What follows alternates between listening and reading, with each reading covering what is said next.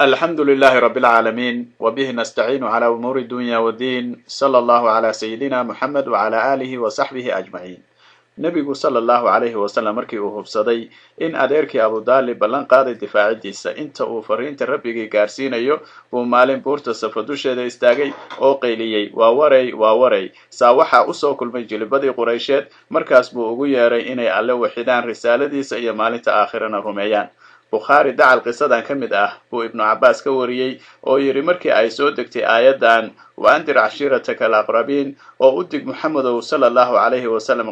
qabiiladaada ku xigta oo qaraabada soke ah nebigu sala allahu calayhi wasalam wuxuu fuulay buurta safa oo bilaabay inuu u dhawaaqo jilibada quraysheed bani fihirow bani cadiyow ilaa ay soo wada kulmeen oo xataa ninkii soo bixi waayaa uu nin soo wakiishay usoo eega waxaa jira oo sidoo kale abulahabna waa joogay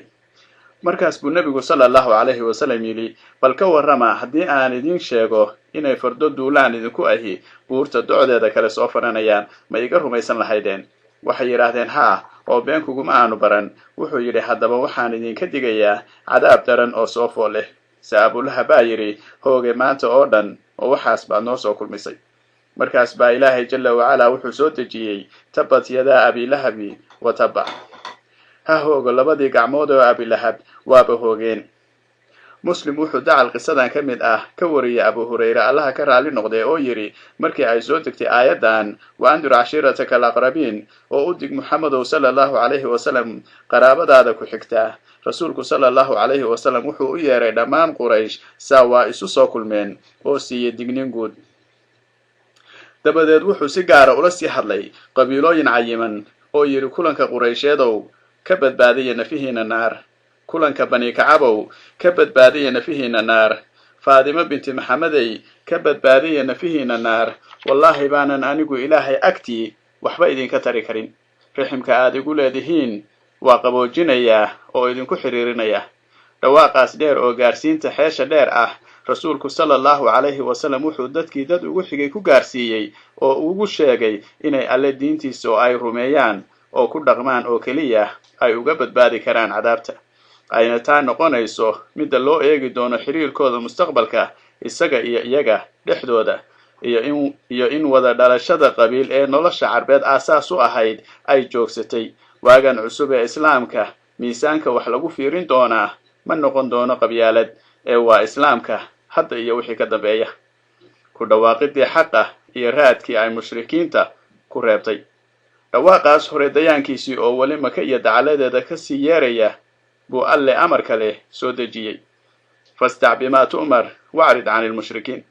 sidaa awgeed ku dhawaaq ogeysii si caddaan ah dhambaalka alleh tawxiidka islaamka ee lagu amray oo isaga jeeso mushrikiinta markaas buu rasuulku sala allahu calayhi wasalam ku dhaqaaqay inuu xaqa la amre caddeeyo habowga iyo khuraafaadka la aaminsan yahayna shaaca ka qaado dadkana xasuusiyo inaysan asnaamta alle agtii waxba ka ahayn waxna tari karin dhib iyo dheeftoonana aysan dadka raacsan u lahayn oo u heli karin wuxuuna daliil ku caddeeyey dadka waxyaalaha alle ka sokeeya baryaya oo u caabudaya alle ha ku gaarsiiyeen oo agtiisa ha kaaga shafeeceen inay yihiin dad si caddaan ah u habowsan mushrikiinta maka markii ay maqleen codkaas cad oo caddaynaya inay habowsan yihiin oo jidkii jahannamo hayaan way caroodeen oo diideen oo ku diimeen waxaana qabsaday wax la moodo hanqar qaylo badan oo cirka ka soo dhacay oo gilgilay jawigii deganaa oo ay ku jireen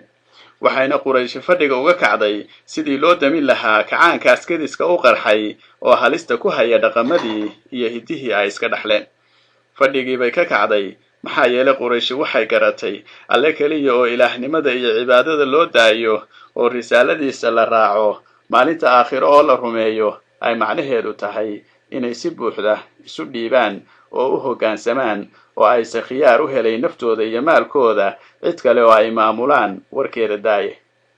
taasna waxay ka milicsadeen inay waayayaan talintoodii iyo isla weynidii ay carabta dhexdeeda ku haysteen iyo habkii diineed ay wax ku hoggaamin jireen loona diidayo oo aysan helayn raaligelinta naftooda iyo hawadooda markii alle iyo rasuulkiisa la raaligeliyo loona diidayo dulmiga iyo duudsiga ay dadka maxasta ah oo ay u taliyaan ku hayaan iyo dembiyada ay habeen iyo maalinba dabada hayaan sidaabay naftoodu u diidaysay inay xaqa raacaan oo rabbigood u hoggaansamaan danaha rakhiiska ah ee adduunka bayna aakhiro ka doorteen oo dawgii ku seegeen arrimahaas oo dhan si fiican bay u garteen oo waxa u caddaatay diinta nebi maxamed sallallahu calayhi wasallam ku dhawaaqayo inay danaysigii iyo sadbarsigii iyo sarrayntii baadilka ahayd ee ay haysteen ay ku waayayaan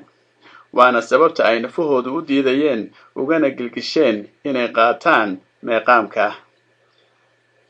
sidaas baa u caddayd laakiin maxay ka yeeli doonaan nin run sheeg ah oo aamin ah oo dadka ugu yeeraya dhaqan iyo akhlaaqtan u wanaagsan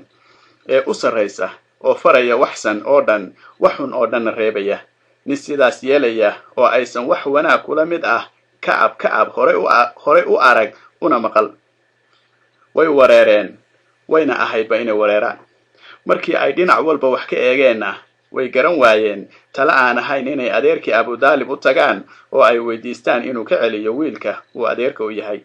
waxayna garteen inay arrintaas si dhab ah u dareensiiyaan oo xaqiiqada u soo bandhigaan waxay abudaalib u jeediyeen ulana hadleen sida tan abudaalib oo wiilka aad adeerka u tahay wuxuu caayaa ilaahyadayada oo ceebeeya diintayada oo liida caqligayaga kuna sheega habow aabbayaashayo ee naga cesho ama nooga leexo adiga halkaan ka taagannahay baad ka taagan tahaye aan kaaga aadna abudaalib hadal debacsan buu ku yidhi oo si wanaagsan buu ugu warceliyey markaasay isaga laabteen rasuulkuna sallallahu calayhi wasallam halkiisii buu kasii watay isaga oo diintii alle faafinaya dadkana gaarsiinaya walaalayaal darsigeennii maanta halkaa ayuu ku dhan yahay inta aynu darsigan la mida ku kulmi doonno waxaan idinkaga tegaynaa ammaano alla iyo ismaqal dambe oo xiisa leh